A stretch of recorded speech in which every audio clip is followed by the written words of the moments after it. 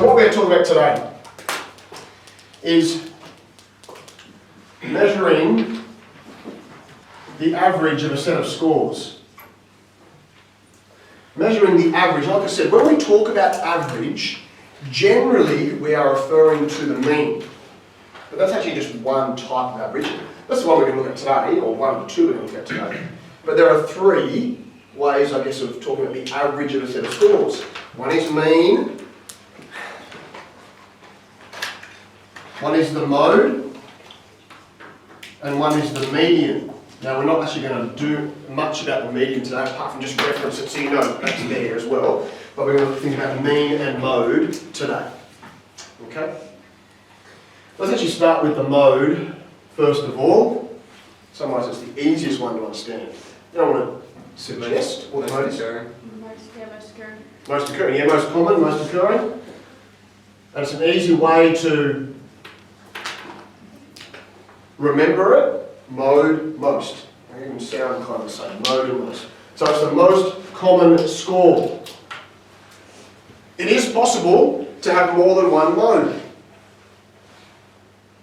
So if there are two scores that are equally common, and they're the most common, so occur 4 times for example, they are both modes. You can have more than one mode. Okay? So that's the most common score. I will give a quick definition of median here, again just to help us do that. So anyone want to suggest what the definition is? The middle one, okay? And we can remember that by thinking about the median strip on a road. It's in the middle. So it's the middle score. And when we get to that, we'll see that sometimes it's actually not one of the scores. Because if there are two scores that are in the middle, you have to take the halfway point between them. Okay? So, mode, most common, median, like the median strip, in the middle of the set of scores. The mean, there's no kind of easy way to remember this, but it's where it is what we usually talk about as average, so I'll put that in there, in commas, inverted commas, just to kind of remind us that's what it is. But the best way to do this is to think about the calculation. So how do we calculate the mean? Again, you guys, I'm sure, have done this a number of times. We add up all the scores.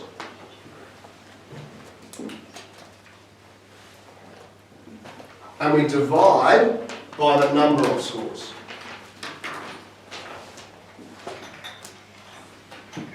So in that example I had up on the board before, we'd have added up all those numbers, and we've got somewhere around in 700, 800 something. And then we divide by how many there were. There were 10 scores for each of those students, so we divided by 10 to find each individual student's mean.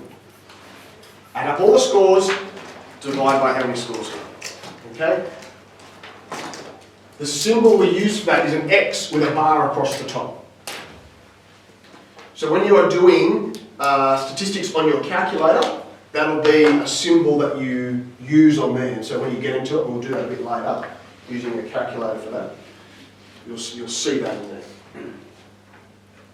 Now, this is not new, I don't think. You guys have done this previously? All right. What we want to make sure that we know how to do is to do it from what's called a frequency distribution table. So just get rid of this for a moment. Go over there. So we sometimes get our set of scores not just listed like I had before in the example, but in what's called a frequency distribution table, where they've already, I guess, counted up how many of each score there has been. And I've got an example in here, I'm grabbing this from the textbook. And so we've got these scores here, scores 4 through 8. So, you know, whatever it is, we're talking about a quiz out of 8, and the lowest that anyone got was 4, the highest someone got was 8, and so all these scores in between. Now that X, just so I know, so you know, the X is meaning score, and the X bar is the mean of the scores, but when it's just an X, that's the score. And then we use F in our frequency distribution table, because how frequent is that score? And again, I'm using a set of scores here, so I'm going to tell you what that is, but sometimes you'll need to count these up. and go, how many 4s were there? There were 3. How many 5s were there? There were 2. If you're given your set of scores, but in our example, here it is, already done for us. So that tells us, as I say, there were 3 people who scored 4, 2 who scored 5, 4 who scored 6, 8 who scored 7, and 6 who scored 8. How many people did the quiz? What do I need to do to work it out?